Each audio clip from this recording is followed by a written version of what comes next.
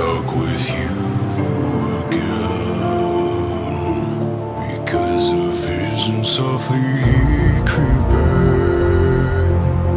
lifted scenes while I was sleeping, and the vision that was planted in my brain still remains within the sound of silence. In restless dreams I walked alone, narrow streets of cobblestone, neath the halo of a street lamp.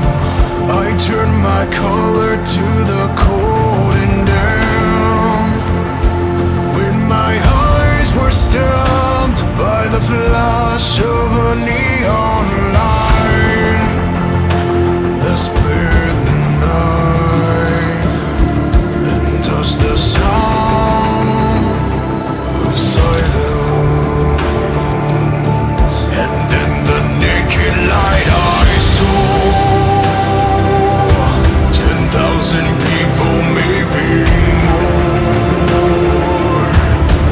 People talking without speaking, people hearing without listening, people writing songs that voices never said.